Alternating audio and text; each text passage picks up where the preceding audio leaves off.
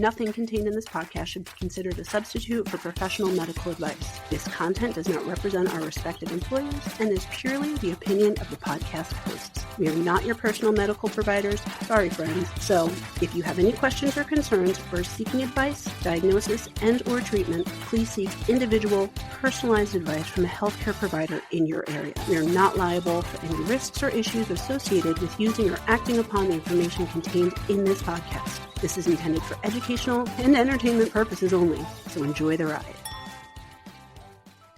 Welcome to Medical Media Mixer, the perfect cocktail. I'm Nicole Peniston, licensed psychologist. And I'm Tara Prisco, physician assistant. You're laughing at me because our internet is all messy and there's a little bit of a delay. Like pauses. That's okay. It gives us room and space to breathe and to talk and to think, to process.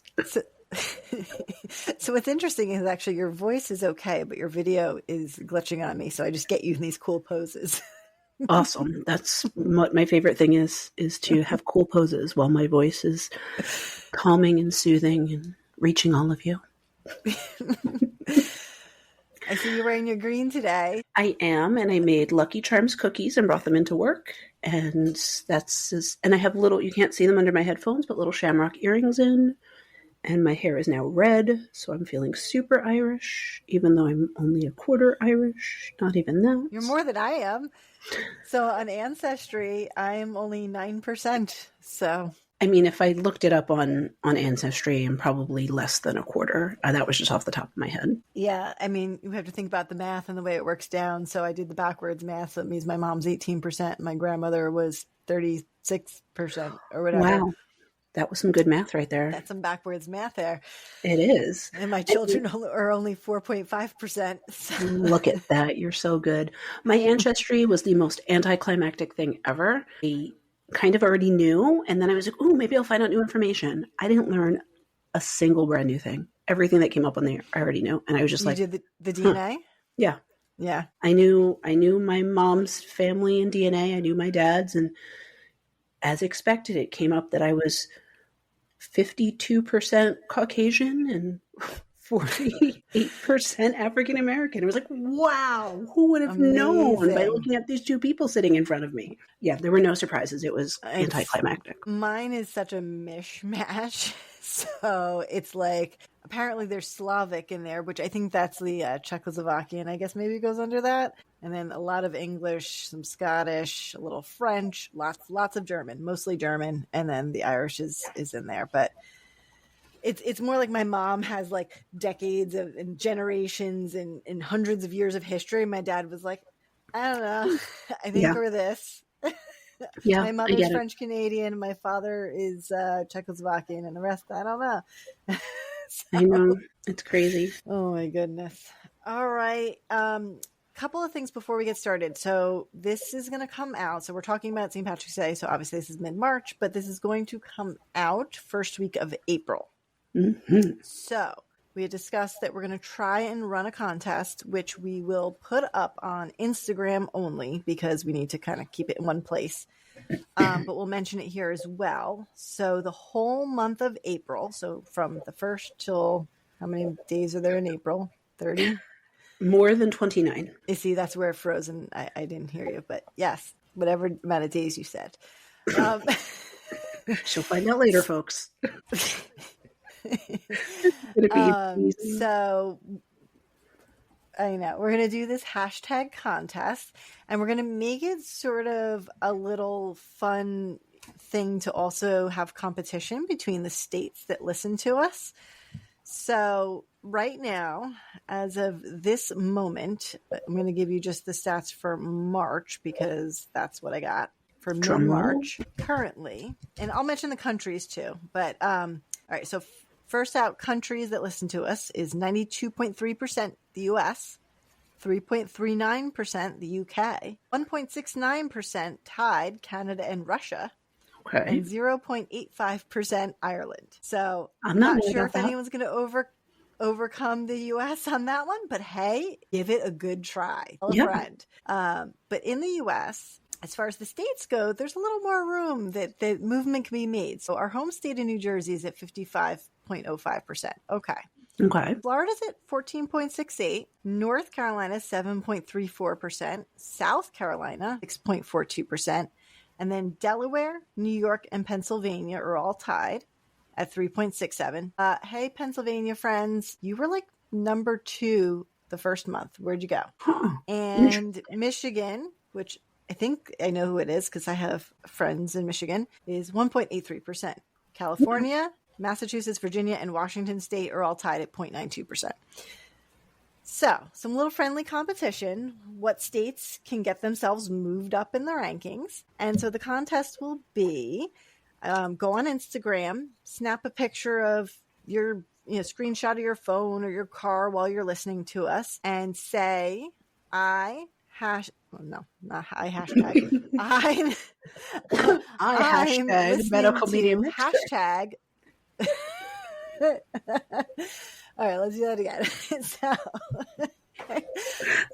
I'm listening to hashtag medical media mixer in, and then whatever state, country, wherever you're listening, and try and push yourself up in the rankings. Wherever they're listening, or wherever they are when they're listening. So I don't know what you're saying. Wherever they are when they're listening. What did I say? Wherever we are? Well, I'm just thinking, like, if someone lives in New Jersey, but then is commuting to New York to work.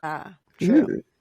True. That's some interstate fellows. And so there you go. And then what we'll do is we'll take all of those entries. So at the end of the month, I'll be able to look up hashtag medical media mixer, and each entry will become an entry in a raffle to get a prize from us, which we'll announce for sure when that happens. We'll announce who it is. And the contest rules will be posted on our Instagram page so that it's all there. And we'll announce the winner at that time. And hopefully this helps to kind of spread the word a little bit and a little friendly competition. Let's see which states can move up in the rankings. Yeah, and it's going to be a pretty cool prize. So it's definitely something that our listeners will enjoy. Yes, it is something that I am working with to maybe craft our I'm hitting my microphone. Our signature medical media mixture cocktail. I think it's inspo for that. We'll give you the details when we are ready, but I think that this is going to be inspo for our cocktail, our official medical media mixer. Are we going to call our official medical media mixer cocktail the perfect cocktail? That would be That's smart. our tagline. That's a great play on words. You're so smart. That's our tagline. How we keep you. I try. All right. So I think you are going first today, and hopefully if I am slow to comment, it's because I can't hear or see you. But hopefully, because this is being recorded separately, your stuff is being recorded on your end. So hopefully we're good to go. Okay. So my drink today is called the Welcome Home. It is, I'll show you a little picture. Nothing really that special to look at, just a pretty drink, very tasty already. I've been sipping on it as we were chatting and getting ready for the podcast. But the Welcome Home, courtesy of wholefully.com, WHOLEFULLY.com.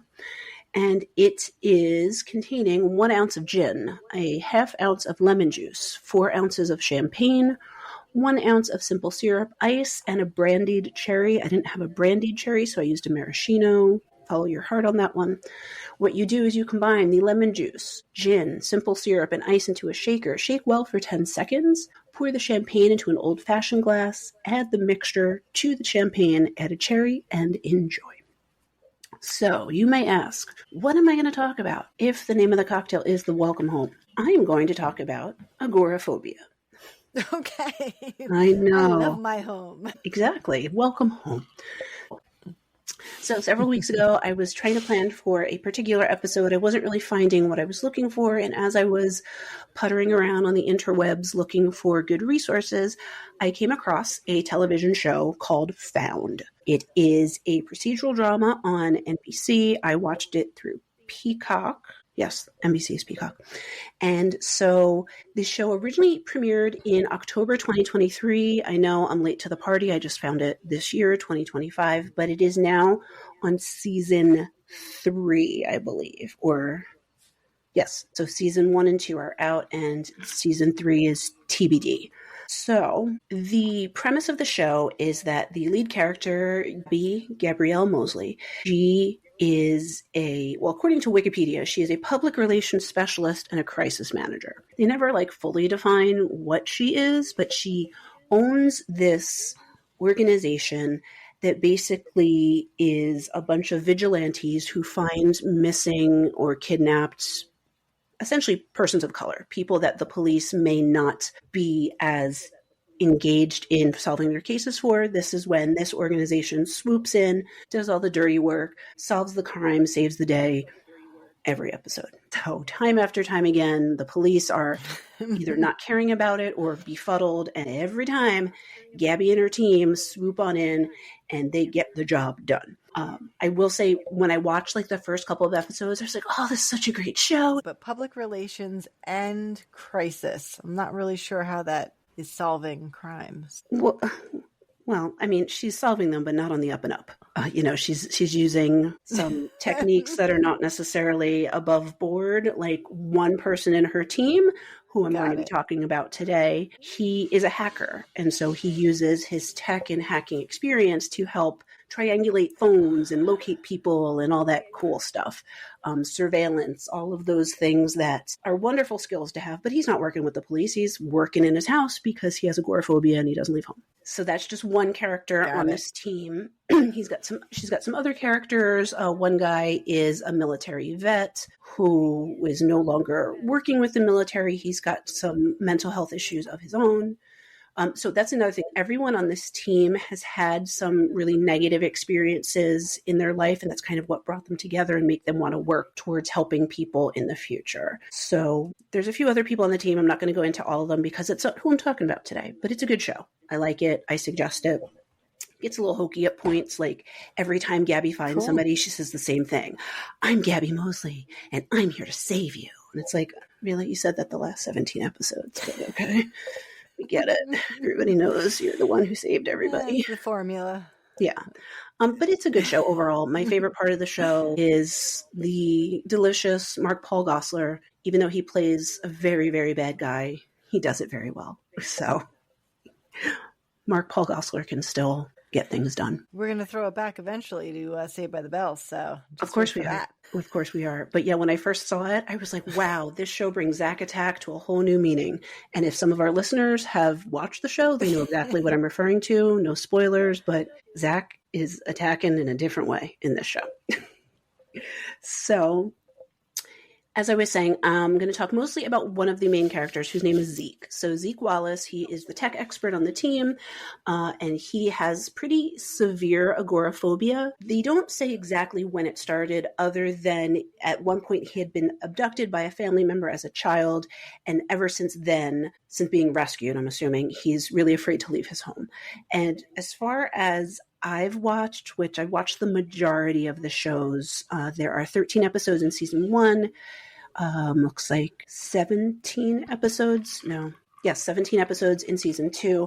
I would say I've watched 90% of the show. They never give the full story on Zeke so far, maybe TBD, but I'm assuming that they will eventually get to his full story. But he alludes to being abducted by his uncle. We don't know why. We don't know for how long. We don't know what happened. But Zeke's got some demons in the closet, and that has led to a very contentious relationship with his father, and his family is quite wealthy. So he has a very large trust fund that he is using essentially to help fund this organization that Gabby is running, plus pay for all his fancy surveillance toys and hacking techniques and all that stuff. So Zeke just chills at home, does the job. He's a pretty sweet character. Once you see him engaging with some of the other characters, he doesn't always get along well with them, but he's a good guy. You can tell at the core he's got his issues, but he means well. He wants to help everybody. There's some little romance potentially on the side with one person, and then there's definitely some flirtations with another person. And then you're like, Zeke, what's your deal? Who are you going to end up with? Will they, won't they? I don't know. They haven't yet. But Zeke, I think, is a unique character in that, at least from what I've seen, watching a lot of shows about mental health concerns and movies and things like that, is we don't often see an African-American man portrayed as having agoraphobia, which it does affect all races. So I thought that was unique. Most of the people in the show are persons of color, and the victims that they're going to find are also people of color. So I like that they're bringing those things to light. These are not quote unquote white disorders or white people problems. But I feel like we don't necessarily see the true emotional experience of these things with people of color portrayed in the media. And so I really liked that they were doing that. They were exploring Zeke's issues. So I think you were going to say something, and then the dreaded. It's okay. I froze. You froze. We're good. Keep going. I'm listening. Okay. So what is agoraphobia? Any ideas? You want to chime in while we're not frozen? We were. So I had you smiling. And it was any ideas. I think, like I said, we're recording fine separately. I just can't really hear you sometimes. It's okay. So he's asking you what agoraphobia is, but now I'm not going to let you answer. I'm just going to tell you. Agoraphobia is a fear of places, usually larger spaces, larger places, but it can extend to avoiding places or situations that can cause someone to feel overwhelmed or to feel trapped or helpless or embarrassed, which in effect will result with someone not wanting to leave their home. So it's not necessarily a fear of leaving your home. It's more of a fear of public spaces. But because of that, that fear becomes so overwhelming that you just remain at home. Sometimes people are able to go out into those public spaces with a companion or a service animal or a family member, but other people, it doesn't matter who is with them or what tools they have, that actual just leaving of their home can be really upsetting. And so sometimes this can stem from a specific situation. Like I said, they alluded to Zeke having some trauma regarding being taken maybe from his home. Again, they haven't told us his whole full detailed backstory, but also what can happen is people can have a fear of embarrassment. So let's say you were out in public and you got very sick and weren't able to get to the bathroom and, embarrassed yourself in that way, or had a fall or an accident and now you want to stay in the safety of your own home. Maybe you've gone out in public and then gotten really, really lost, and that can be anxiety producing. And so in order to avoid that from happening again, you would want to stay home. And a kind of subset of the symptoms of agoraphobia, other than this fear, can be panic attacks. And so when you attempt to go out in public or attempt to go places, having a panic attack because the anxiety is so heightened. And so a lot of times people may then decide to stay at home to avoid going out because they want to avoid the panic attack. It's not necessarily about avoiding the spaces. It's about avoiding that overwhelming feeling that they get. So typical symptoms of agoraphobia can be fear of leaving home alone or leaving home at all, difficulty dealing with crowds or waiting in line, enclosed spaces like elevators, small stores, movie theaters, open spaces like parking lots, bridges, malls, or using public transportation. So bus, planes, trains, things like that. What the biggest thing with this is that makes it different from, let's say, social avoidance is that the fear and the anxiety is out of proportion to the actual degree of danger. So with social avoidance and social anxiety, you're avoiding these situations because you don't want to be embarrassed. So you're not going to go speak in front of the classroom, or you're not going to go and, be the star of the show, but you might still go and just kind of be a wallflower or hang in the back. Where this, you don't even want to be in those situations. So you avoid the situation completely. And then if you do get put in those situations, it's so upsetting, it's so overwhelming that you're going to have a panic attack, or you're going to be so overwhelmed that you can't enjoy it. You can't enjoy the ability to get out of your home and overcome that part of the fear, because then there's something that's coming next, that panic attack. And then, of course, if you're struggling with leaving your home or having these panic attacks, it can definitely impact your social life. It can impact your work life if you're not able to work from home. It can really limit all the things that you do day to day that we don't even think about. So one thing that comes up a lot for Zeke in these episodes when they're not necessarily focusing on him is he has to have food delivered to his house. He has to have groceries delivered and packages delivered and things like that. But where he lives, a lot of times the delivery people will leave things on the steps. Well, in order for him to get the stuff on the steps, he has to step outside of his home. And so he has a panic attack and he can't do that. So he's got one of those little old people grabbers, and will grab the packages. I don't know if you've seen the long sticks with the little pinchers on the end. He'll use that to pick up his food or things like that. Oh yeah. And then there's one particular episode. I didn't write down which episode because each episode you get a little flavor of Zeke's agoraphobia, but none of them have fully focused on it yet. There's one particular episode where there's some sort of emergency and he needs to get out of his house. And so he opens the door in a rush and he goes to rush out and then just gets hit with this intense panic attack. And he's dizzy and he's lightheaded. maybe lighthearted too, lightheaded, and his heart's racing and he can't breathe, and he kind of like presses himself up against the wall and is like trying to calm himself down, and then he goes again to try to go up the stairs to leave the house, and he passes out, falls, and hits his head on the steps. This is a traumatic brain injury, at least in the way that they show it. Like, he's bleeding, he's unconscious for hours. And then, somebody just stops by his house to check on him, patches him up, shoves a Band-Aid on his head, and sends him back off to his hacking work. And I'm like, I don't know if that's a good thing for you, my friend. At other points in the episode, Zeke has another medical emergency that I'm not going to go into because it's a spoiler if you watch the show, but he does get taken to the hospital. And then when he wakes up in the hospital, he has like a full freak out because he's in the hospital. He's not at home. And to the point where it's so severe that I don't know how realistic this is, but they actually talk the hospital into discharging him home because being in the hospital is more distressing than whatever medical situation he's going on to. So, oh, wow. So that's how intense his agoraphobia is. Now, panic attack, a lot of people might not understand exactly what a panic attack is. It's more of the physiological symptoms of anxiety. So that is rapid heart rate, difficulty breathing, feeling like you're choking, pain in your chest or pressure. Some people say like they feel like they're having a heart attack, lightheadedness, dizziness, feeling shaky, numb or tingling, excessive sweating. You can also have flushing or chills, upset stomach, diarrhea, loss of control, and feeling like you're dying. And so a lot of times people may present to the emergency room for panic attack thinking they're having some sort of medical disorder. And that is very common. A lot of ERs will see people for panic attack because the patients think that something has gone terribly wrong with their health. So in terms of prevalence of agoraphobia, according to this is by the NIH, their National Comorbidity Survey from 2001 to 2003, so this is a little bit old, it said it estimated that 0.9% of U.S. adults were diagnosed with agoraphobia within the last year.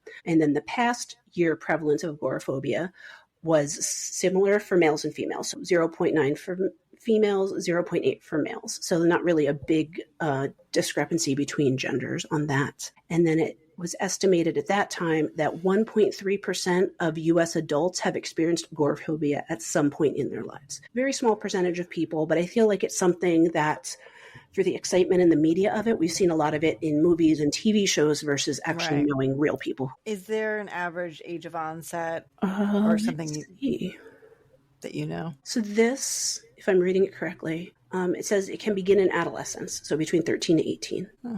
Okay. Yeah, I can picture one patient. I'm sure I've had more than one, but one patient in particular who's been going through that, and they have a good family support who will drive them to an appointment and that kind of things. They know they have to, but it's difficult. Someone can't do their job. They can't go out to their supermarket. They can't go to their kids' school. Things like that can come up. It really, obviously, we don't realize how much we need to be going into the outside world. Right. And I wonder, I don't have the data on this, so this is just conjecture. I wonder if people with agoraphobia are now almost allowed to avoid some of those social situations more now because we have things like Zoom and people are allowed to work from home. It does almost in a way support that fear by having these options instead of being forced to leave your home. True. DoorDash, Instacart, working from home. All of it, yeah. Which at the core, if someone's truly debilitated by it, this is not something that you can just change with the flip of a switch. You're going to do things like exposure therapy, which is you gradually work up to getting outside. So there's one episode with Zeke that's a really good episode where he really wants to leave his house. And he has this whole talk with this other character about the things that he misses about being outside. And at this one point in the episode, she says that she really enjoys just standing out in the rain and enjoying the rain. And so he's really thinking about her. He's kind of alluded that he's got like a little bit of a crush on her, but they never really say anything. Hopefully TBD on that one because they would be super cute together.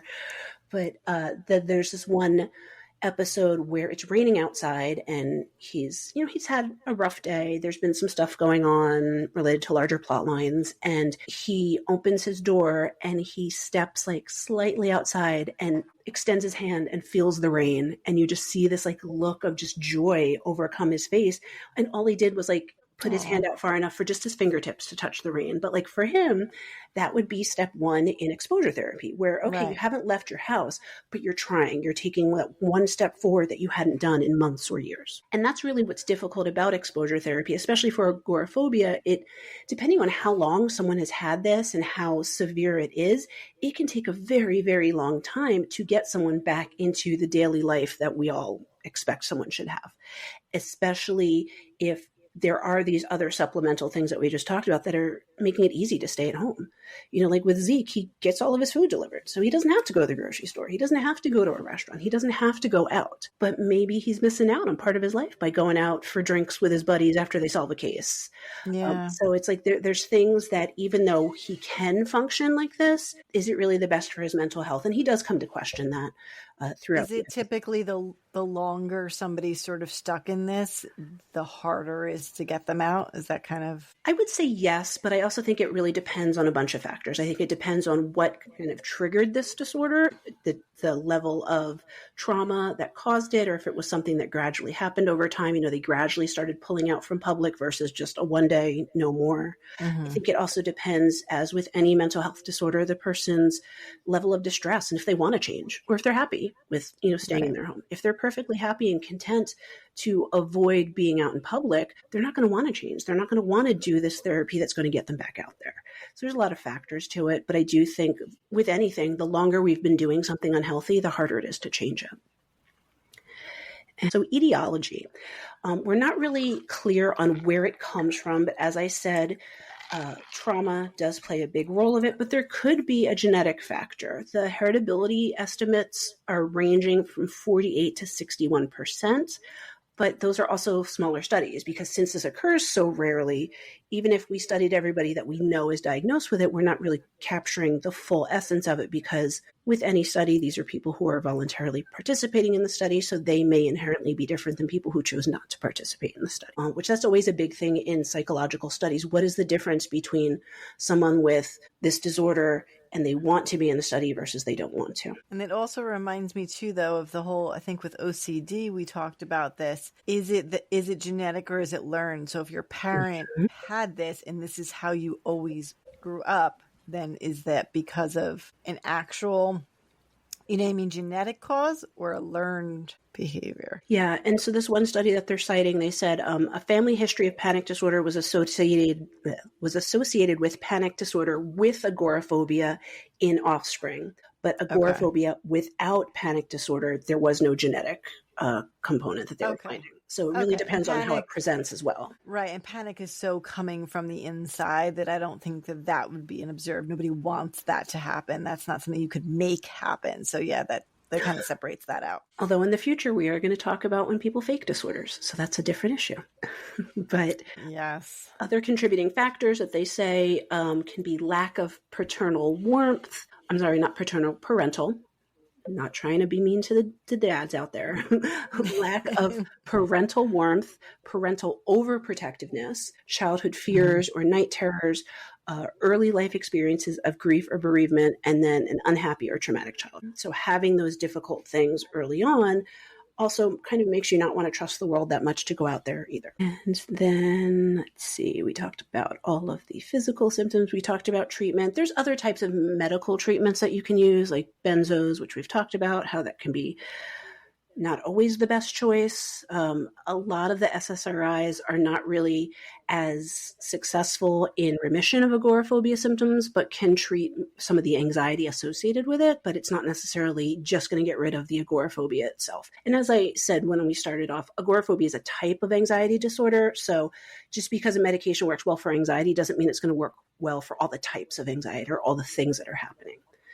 SNRIs can also be just as effective as benzodiazepines or tricyclic antidepressants, but a lot of those medications have a lot of side effects, so they're not always the first line choice for some of those things. But we do know with things like agoraphobia, with panic, a lot of the best outcomes, it's going to be a combination of the medicinal treatments, the psychopharmacology, as well as therapy, because the medication is only going to do so much if you have these negative cognitions about going out in public.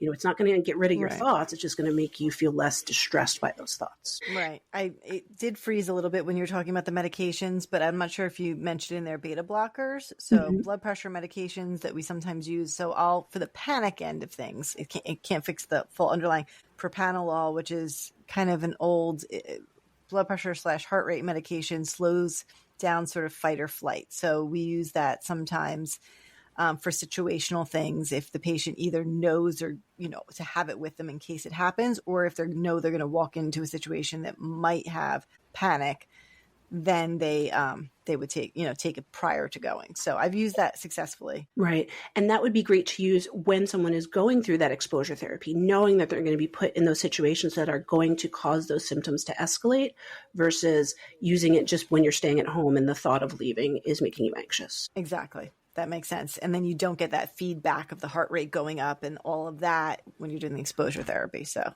exactly. And then there were some pretty interesting studies specific to anxiety disorders in African Americans versus Caucasian populations. And there was one particular one that I found really interesting. Those will all be linked in the show notes.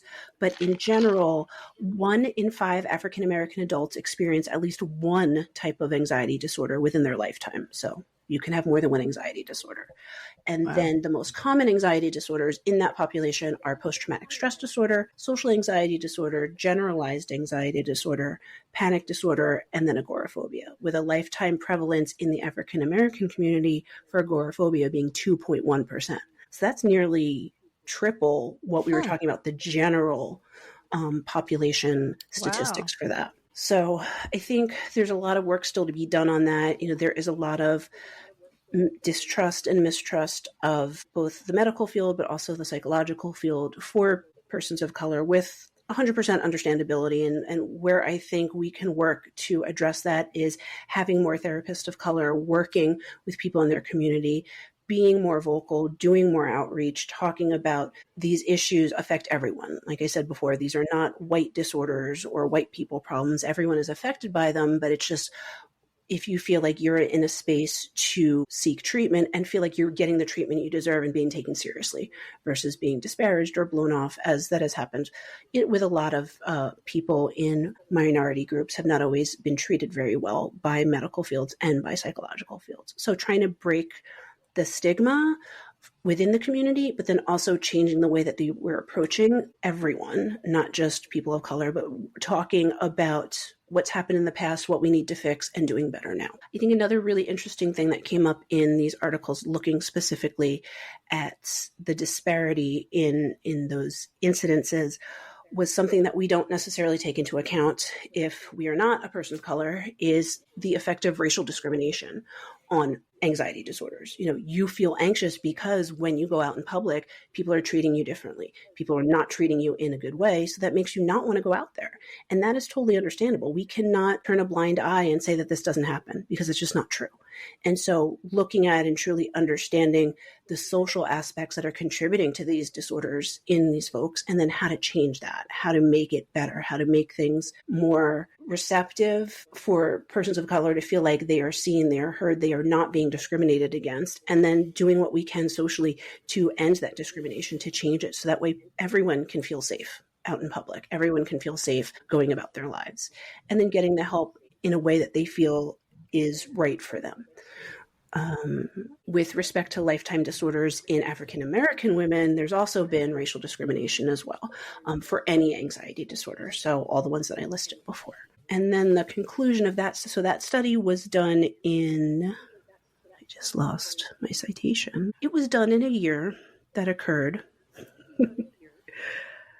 citing references from 2022. So it was after that at some point, if they're citing those resources. Where is it? June 2023. There we go. And this was in the Journal of Affective Disorders. Okay. And then there's some older studies that I linked, one from 1999. But luckily in the field, we know this is not brand new information. We've been working for some time to try to address this disparity. Well, this would be interesting for you to know on your end, is the prevalence of anxiety disorders among African American and white primary care medical patients. So when people are just going to their regular office visit, being screened for mood and anxiety disorders, and then the disparity of people coming up with that. So we know things have changed in the primary care realm, where there are more mental health screenings happening in a typical visit than there used to be. But also at some point, it's like, well, how much time can you spend on that when they're there because, they've got pneumonia? You want to do a screening, but you're not going to spend your whole session then talking about agoraphobia with them when you're just like, okay, like, let's treat your pneumonia.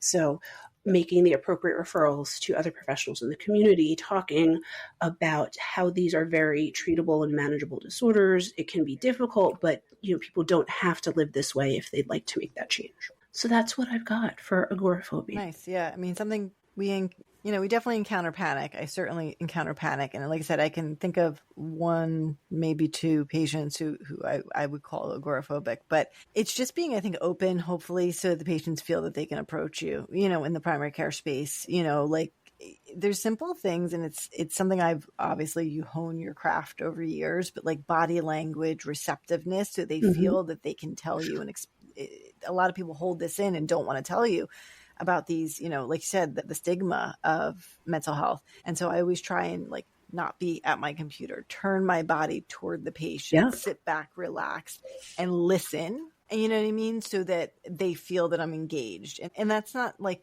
me doing something, I don't know. I think we talked about one doctor on the bug episode about, he does this, he does this. No, it's just something I've developed is I found patients are much more receptive when your body language is focused on them, looking at them. Right. Absolutely. And that's something I've alluded to in other episodes, maybe even explicitly said, but the real magic of therapy is that connection between the practitioner and the patient. So whether you're going to primary care or going to a therapist or going to your GI doctor, if you feel like your doctor is listening to you, you're going to be more open to them. You're going to be more open to the treatment suggestions. And if you feel like you are being heard, you're going to be more comfortable in that. And so you're going to get better outcomes. That being said, it's not all about the patient. The practitioner has to do their part to be an authentic human being and pay attention to someone who's coming to them for help. Unfortunately, we've alluded to before, sometimes the way that our systems are set up, we're not always given that freedom and that time, but there are those little things that we can do. Like one thing that I do with every person that I see, or I try to do with every person that I see, is I ask them, is it okay if I type on my laptop while you're talking? If not, okay, then I'll write down notes on a piece of paper. I just want to make sure I'm getting down everything that you're telling me so I don't forget. Something like that makes the patient understand versus feeling like, oh, they're just staring at a screen and they're probably answering messages from somebody else or checking their email or Googling something where, sometimes there are people who are doing that, but most of the time we're just trying to take our clinical notes so we know how to inform treatment. Right. Yeah. Exactly. So that's all I've got for you. What do you have for me, my friend? All right. So my cocktail, I'm more than halfway done with it already. So I think it's pretty tasty. It's called Eclipse of the Heart, which reminds me of the song Total Eclipse of the Heart, which reminds me of you because I don't know why. I think you've belted it out. I would belt it out now, but no one wants that. All right. So this is described as a layered, visually striking cocktail with a complex flavor profile. Sexy. Starts out with 1.5 ounces of gin, 1/2 ounce of amaretto syrup, 1/2 ounce of blue curacao, 1 ounce of orange juice, 1 ounce of black currant juice, which I literally had to order online and apparently is only made in the UK. 1/2 ounce. Well, hey, our UK listeners, get me some black currant juice. Yes, I would definitely take some alcohol or juice or something fun from the UK. 1/2 ounce of grenadine, 2 ounces of tonic water, and 1 ounce of red wine, usually a dry variety. And so you have to layer this whole thing. So it's a little precarious. First, you do a highball glass and you fill it with ice. Start with the gin, pour that in first. And then you add the amaretto syrup and the blue curacao to that mixture. Then you're supposed to slowly pour the orange juice and then the blackcurrant juice to create a gradient, which I don't know if that section of mine had the gradient, but it's okay. Then you add the grenadine, which will sink to the bottom, making a red layer at the bottom. Then you have to top it with a tonic water, but to not disrupt the layers, you have to pour it over the back of a spoon, which meant that a lot of the stuff went all over my counter. But a decent amount made it in. And then same thing with the red wine. You need to use the back of a spoon to sort of, I didn't read that one correctly. Apparently the spoon was supposed to float the red wine, and I used the back of the spoon because the tonic is the back of the spoon. Apparently the red wine was supposed to be the spoon in the correct direction. But either way, the red wine stayed at the top. So that part worked, even though I did it wrong. Really? That's funny. I would have thought it was too heavy. It's actually pretty tasty. So you kind of drink through the layers. So the top was like winey. The middle is like orangey. We'll see what the bottom one tastes like. So Eclipse of the heart. So we are talking about the heart. There's a lot to talk about the heart. So we're only talking about one sort of diagnosis, which is probably the biggest one. Coronary artery disease, and heart attacks. So we cover Grace and Frankie. Have you watched Grace and Frankie? Not all of it, but most of it. I love it. These characters are just so adorable. And the ending, it ended the series, and the ending of the series was really nice. It like closed things up very nicely. So I like that when I get a series that actually ends with like an intentional ending. Yeah.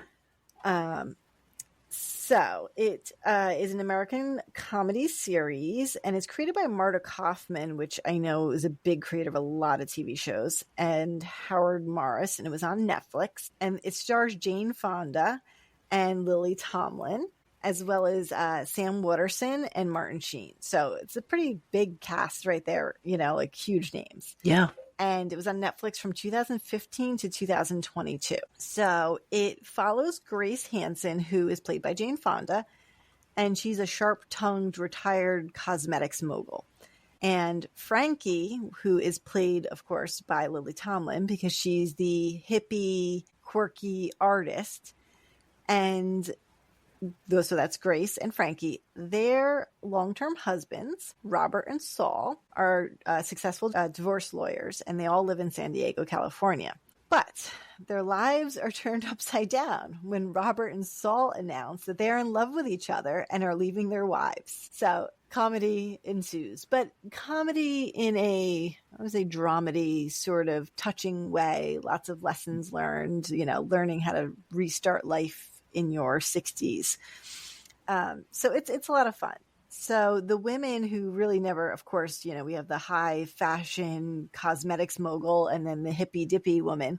They end up moving in together because there's a shared beach house that both couples had owned together. And so they both move into that shared beach house because they move out of their respective primary homes that the husbands end up keeping. And so, it goes through all kinds of ups, downs, medical scares, family drama, and it's a lot of fun. So episode 1 of season 2 is called The Wish. So it starts out with Saul, who's played by Sam Waterston, and also like him from like Law and Order to him as this character is totally so different. He plays it sort of like nervous, panicky. I love him.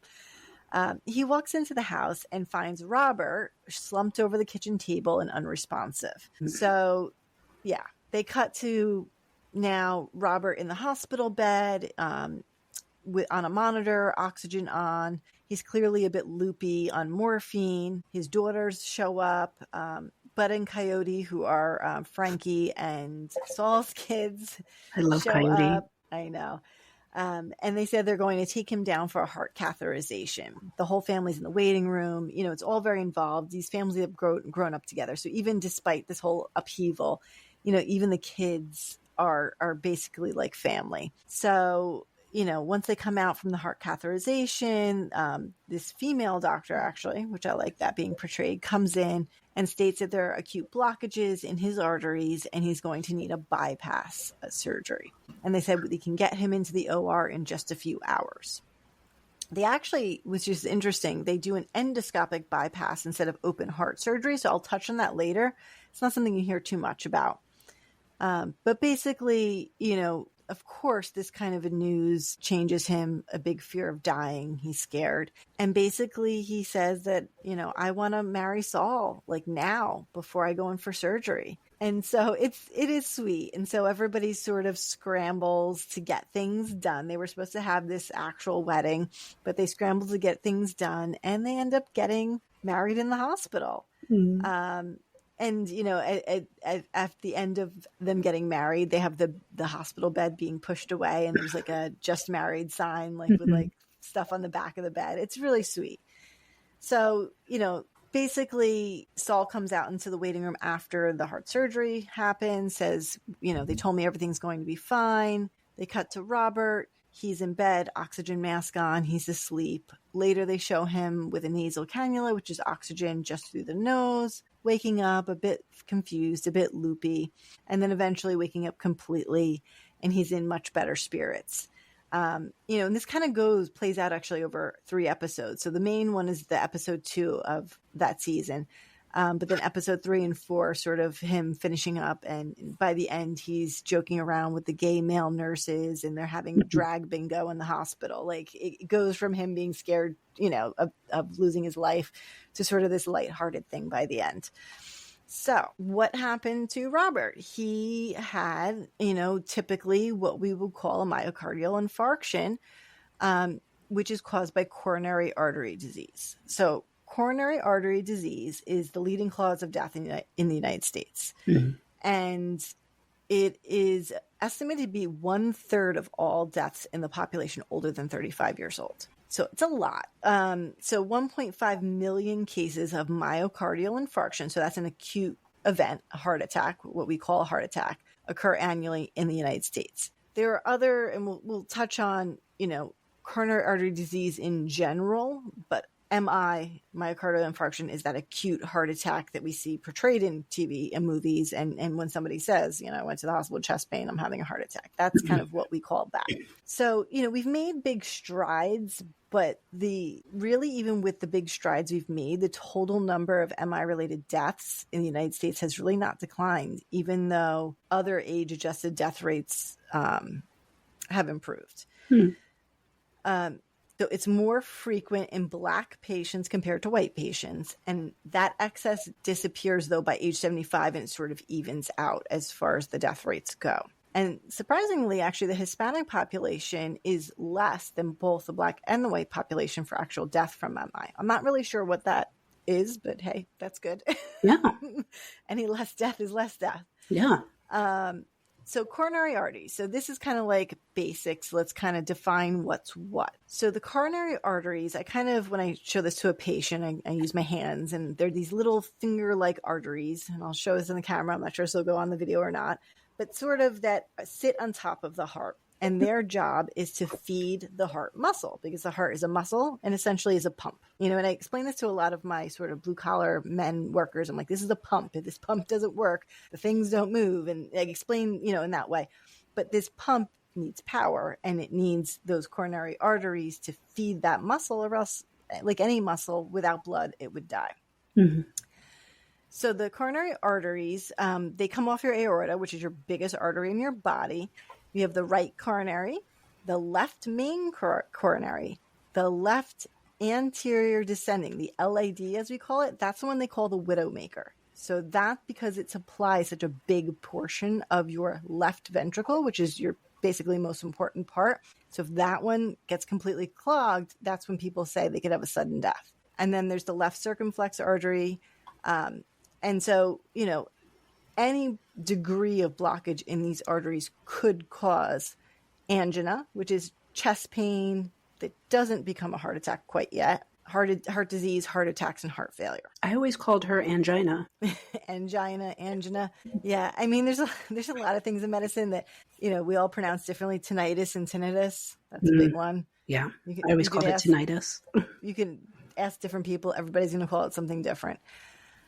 So, like we talked about briefly, blockages would be the most common reason, right, for a heart attack. But there is a small population of people who can have microvascular coronary disease, which means sort of off the tips of those coronaries. If you think about all blood vessels sort of like trees branching off, right? And if you get to those teeny little sticks, those tiny little trees at the end, those are those microvessels that in some people, particularly women, can cause actual tissue death if those are not getting blood supply. And so that's tricky, because you can do this catheterization, looks like everything's clear, but deep down at the little teeny tiny ends is where the blockages are, and there's not much you can do to just open those magically. So what is a heart attack? So we kind of just said a heart attack is a myocardial infarction, which is defined as irreversible death or necrosis of the heart muscle due to prolonged lack of oxygen supply, which is called ischemia.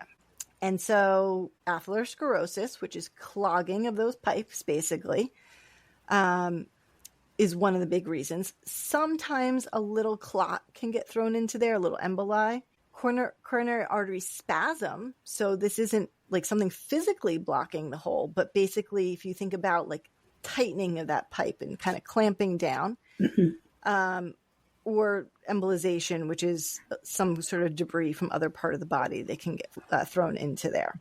And MIs have a pretty big, mortality rate, 30%. Acute MI has a 30% mortality rate, and about 50% of those deaths occur prior to even arriving at the hospital. So if you get there, you're in way better shape than half your friends, okay?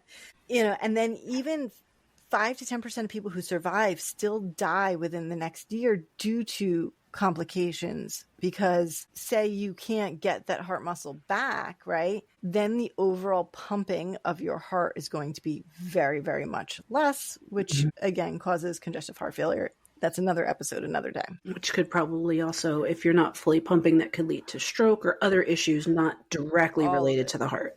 All of it. Yeah. And just being in the hospital and being sick and then having rehabilitation. Like there's just so many things that come off a big event like this. And, so patients' prognosis is pretty variable. There are some things that play into that. Successful early reperfusion. So getting blood back there early.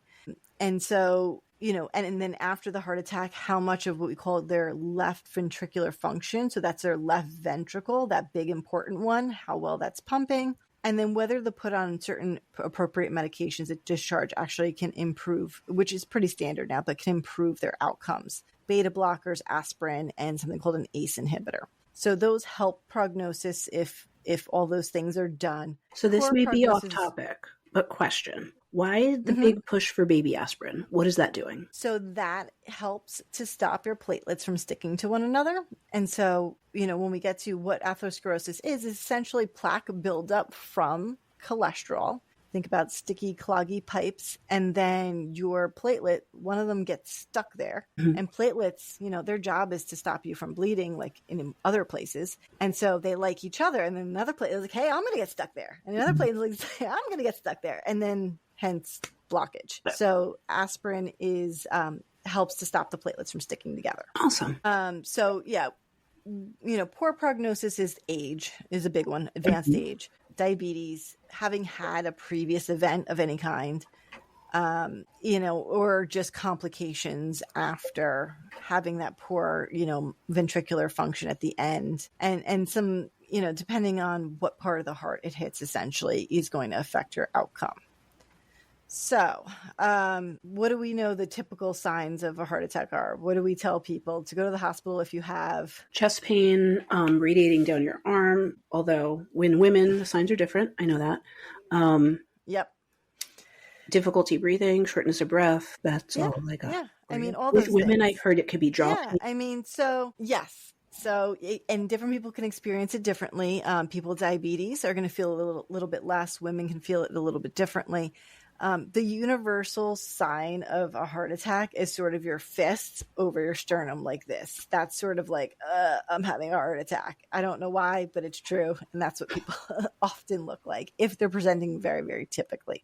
But yeah, chest pain that's unremitting for 30 to 60 minutes, usually right at their sternum. So right in the middle, and can go up to the neck, the shoulder, the jaw, and down the left arm. That's a long time, And 30 to 60 minutes. Well, yeah. I mean, so yes. Get to the hospital.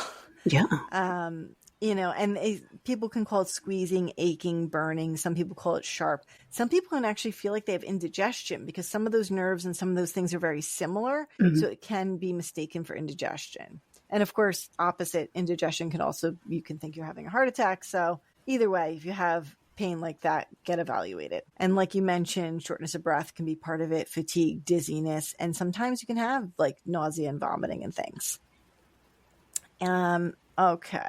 Vital signs, your heart rate might be fast. You might be in arrhythmia. Your blood pressure might be elevated. In severe cases, you're actually going to have cardiogenic shock. So your pressures are going to be low and you're going to be basically, not responsive. The way we diagnose it. So interestingly, we all know an EKG. We see they put the leads on you, they get this readout. But what an EKG is essentially doing is just reading out the electrical impulses of your heart. So it can tell us a lot of things, but it can't tell us everything. So it can tell us that if the electricity is disrupted and shows certain things on the EKG, there's likely something damaging that piece of the heart. That's what we look at it for heart attack. And we specifically look for this one segment. So there's all these little bumps in the EKG. Again, whole nother class, but it's something called the ST segment. If the ST segment is elevated, that's a ST elevation, MI, STEMI. And that's pretty straightforward. Just don't stop it, go. They're having a heart attack. Other thing we look at is something called troponins in the blood, which are markers of muscle breakdown, specifically heart muscle breakdown. The problem is now we've got sort of this whole other classification of something called an NSTEMI, which is a non-ST elevation MI, which is a little bit trickier. So they can have those elevated troponins, have all the classic symptoms, but not have those findings on EKG that are as classic. So there are criteria for how you treat a patient who has an ST elevation versus a non-ST elevation.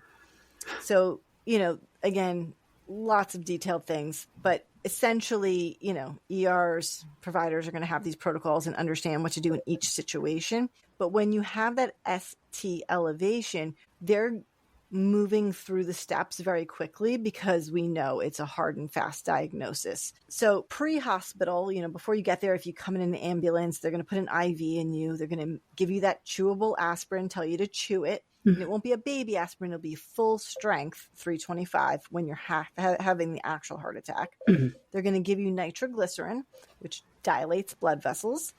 And they're going to stick some leads on you because usually they'll be paramedics, and they're going to throw some oxygen on you.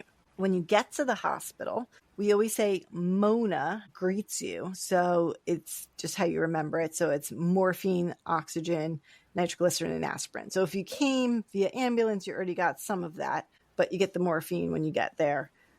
It doesn't matter what order. All those things are happening at the same time, basically. And then, if a patient gets there with that STEMI, that very classic, the goal is to get them in within 90 minutes into a cardiac catheterization lab. So that is why those protocols are there, because it's code, whatever, and boom, boom, boom, we go straight for it. And, that helps to help their outcome. I'm smiling because I know certain hospital systems are moving away from using codes and just announcing what the emergency is, which I have feelings about, but I also understand wanting to be transparent. But a hospital system I worked at got rid of codes and would just say, cardiac emergency, this floor, whatever, things like that. And I understand it because you don't want people to panic. I think a lot of it came to advent with, we had certain codes for active shooter, certain codes for, those more external emergencies. And then people were like, well, what does that mean? What does that mean? Where everybody's heard like code blue. Right. So I know that was some of it, but it's not always necessarily helpful to then be announcing that someone is dying on a floor. That's not going to necessarily help people either. So yeah, no. Yeah. So, once they get this going, if the patient is more than 120 minutes from a facility that is capable of doing a cardiac cath, they can also do something called fibrinolysis, which is using certain medications that can help dissolve blood clots. How rare is it to not be near a cardiac cath lab? Because I feel like every hospital I've been to has one. Some certain cardiology offices have them. Like, is it that rare these days? It kind of cut out, but I kind of got to asking who doesn't have the capability to do cardiac cath.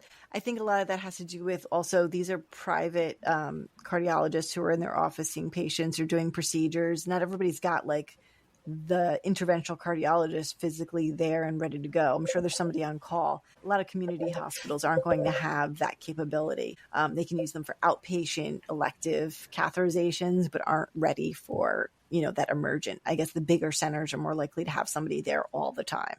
Yeah. And I guess I take for granted that we're in a metropolitan center that has a lot of emergency centers. We have a lot of access to these services nearby, whereas people in more rural areas probably don't. Exactly. Definitely. So, but the advent of having coronary care units have really, improved mortality rates and reduce them significantly. So, having these protocols set up does help. And then there are certain things that, once we've gone through and we've done that urgent catheterization, that's going to happen during the hospitalization and upon discharge. And there's still more I have to cover. I have a lot of notes. I'm sorry. But we are going to immediately start a statin, which is a cholesterol medication. And we are going to start a P2Y receptor, which is usually basically something that works along with aspirin to stop those platelets from clumping. And typically, you're also going to put patients on certain medications, like we mentioned before, a beta blocker, which slows down the heart and reduces the demand of the heart, and something called an ACE inhibitor, which helps with what we call remodeling of the heart after a heart attack. Okay, so, if someone, so that, we kind of cover the STEMI cath lab, go straight there. While they're in there, if they can do a stent, which I'm going to go to in the next segment, they will. But just really quick, what happens to those end-STEMI patients? They get put on all the medications and they still, get monitored. And they will typically have an echocardiogram and a stress test while in the hospital. And then a non-emergent catheterization if that's indicated, and then often be discharged on similar therapies than those STEMI patients had. Okay.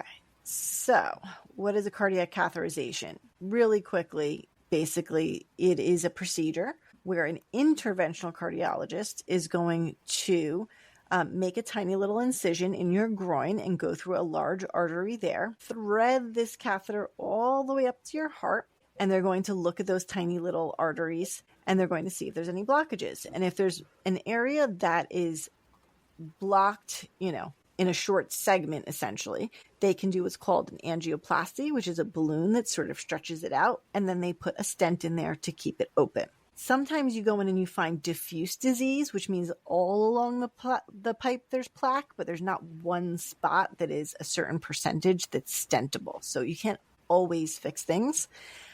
Or it's that such main vessels are involved in such extent to the disease, then they're going to need that actual surgery, open heart bypass surgery. So bypass surgery, we call it a CABG, and a coronary artery bypass graft.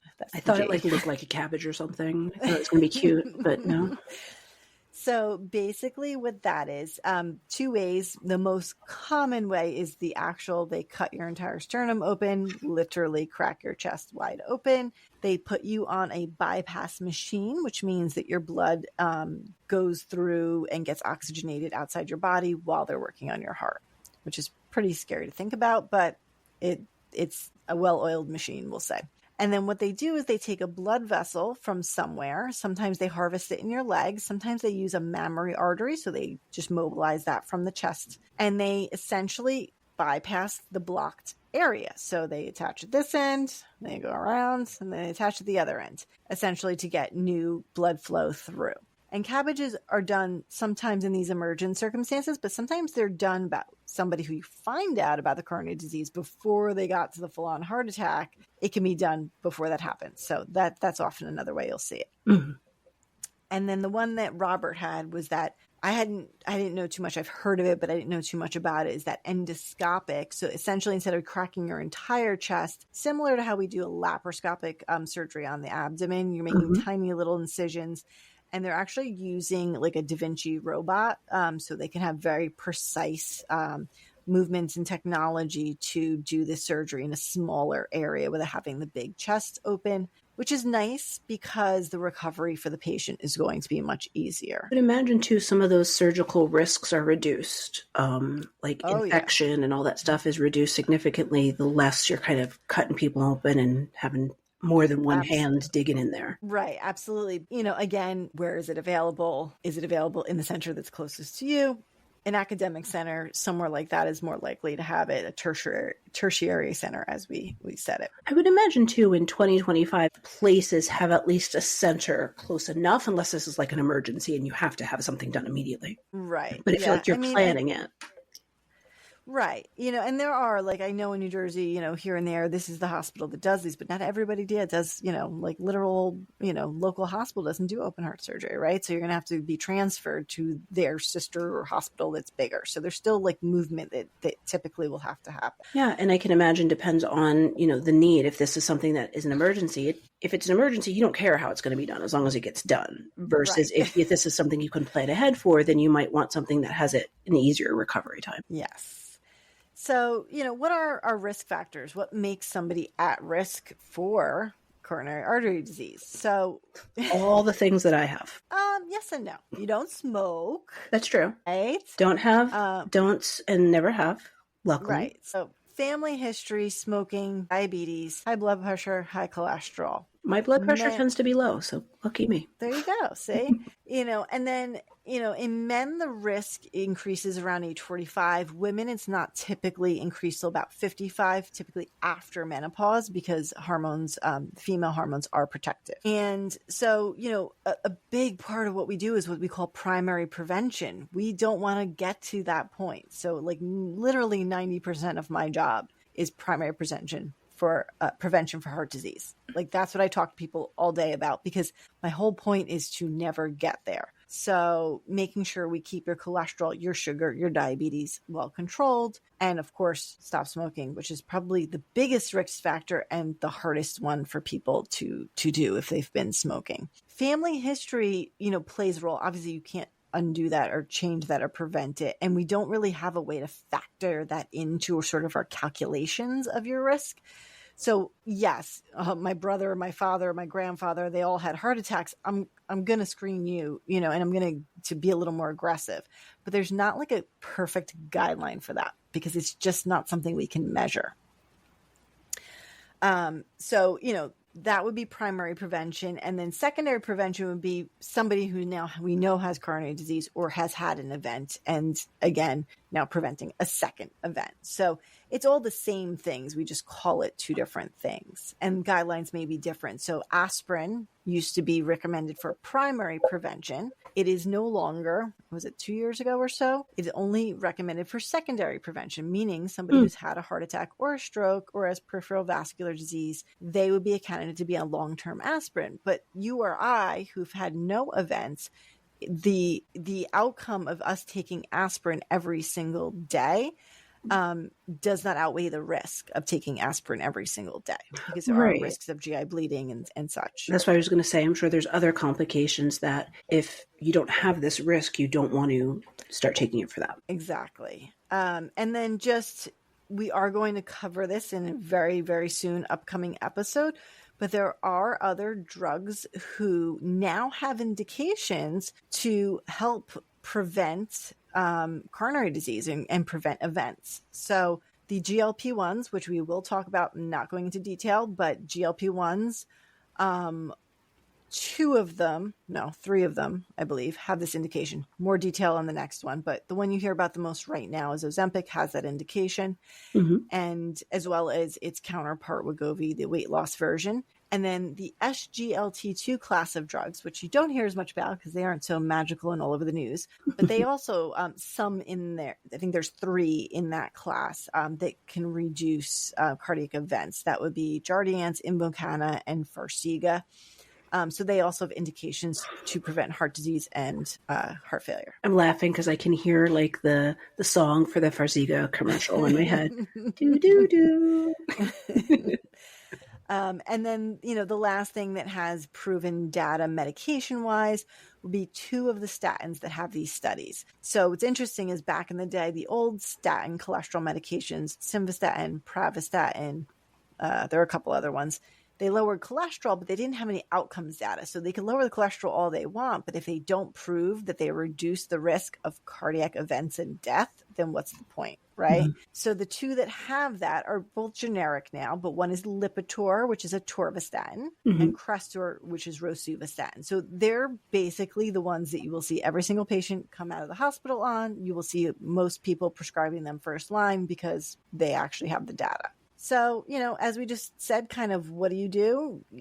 Lifestyle, don't smoke, keep your blood pressure, cholesterol under control, see a primary care provider, see a cardiologist if you need to. There is something called an ASCVD calculator that you can Google. I use that every day. I put in your blood pressure, your age, your cholesterol numbers, if you're diabetic, if you're a smoker, and it tells me your risk of heart attack or stroke in the next 10 years. So anyone who's over 7.5% risk, we typically say we really should be on a cholesterol medication. Anyone who's over 10% risk absolutely positively should be. So that's something you can do on your own, is like go Google ASCVD and figure out what your risk is. Not CBD, ASCVD. ASCV is in Victor, sorry, cardiovascular disease.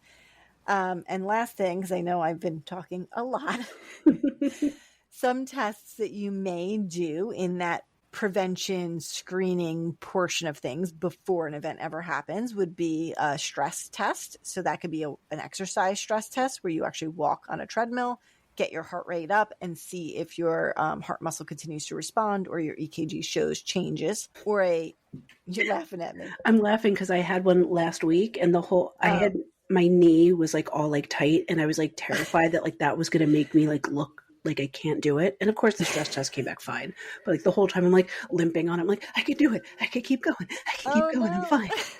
And it was fine. So in that circumstance, for someone who's got an orthopedic issue, we would do a nuclear stress test usually, which is where they inject you with medication that then that makes your heart rate go fast. And then they, in addition to the EKG, they also do these special imaging. So that's one option. And then other things we do, coronary calcium score, which is fairly newish, and I've been using that quite a bit to risk stratify people. So that's a special kind of CAT scan that just looks at calcium buildup in your coronary arteries. And so it gives you a score, and sometimes you can see which artery the buildup is in. If I see it all in that LAD, the widowmaker, I'm a little more concerned. Right. You know, the advantage of that is it's quick, it's easy, it's inexpensive. Most places you can even cash pay for that test for under $100. So it's pretty accessible. And it gives you some quick information. The only thing about that is it's not 100% because you can have soft plaques that are not calcified. And so it's not going to see those. Mm-hmm. There is a little bit more of a detailed version, which would be a CT angiography. So it's still a CAT scan, and it gives a little more detail of the vessels.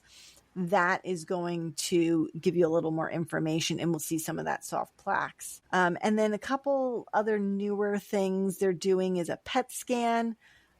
These are things that cardiologists are typically ordering for something very, very specific. A PET scan uses a radioactive tracer to look at the way things light up on the heart. I'm not going to give you details because that's a cardiologist test. But these are things that you may have ordered by a primary or a cardiologist prior to hopefully ever having any event and hopefully figuring things out and fixing things. You can have that catheterization. You can have that bypass before you ever have a heart attack. I did a lot of talking. You did, but that's okay. But we did it. I did a lot of listening.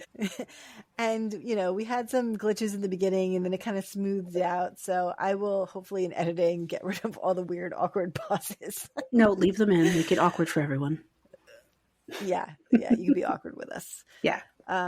So just to reiterate that contest that we're going to do on Instagram, look at our Instagram page for details, but do post a little picture, screenshot of you listening, saying, I'm listening to #medicalmediamixer in whatever location you're in.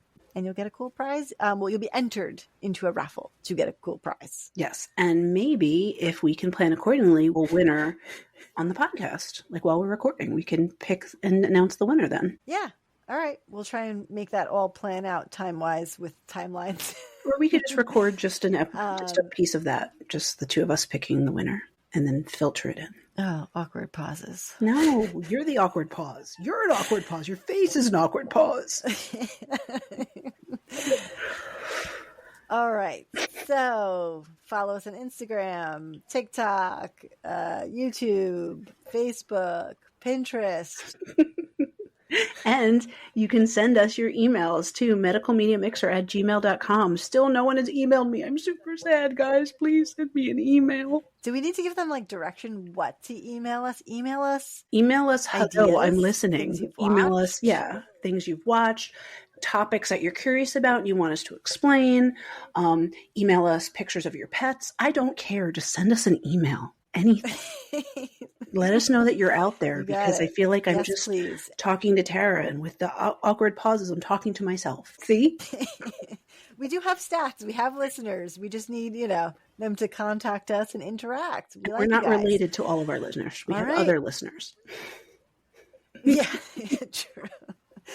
I don't know if I could put a disclaimer that somebody who wins the contest can't be related to us, because probably a decent proportion of our listeners might be related to us. It's half of the people we know. Okay. I think we're done for today. I mean, all right, no one in our own households can win. Okay. Fair. That's fair. Awkward pauses. Okay. I'm going to have fun editing this. Yes. So, shall we? All right. Yes. This is you. I don't remember who goes first. Thank you for listening to Medical Media Mixer. The perfect cocktail. Cheers. Cheers. I'm cheersing myself because I can't see you. Oh my God. Okay. That's going to be fun. That's going to be an interesting edit. Yeah, I think I'm going to did you stop order the proper I don't think you stopped it.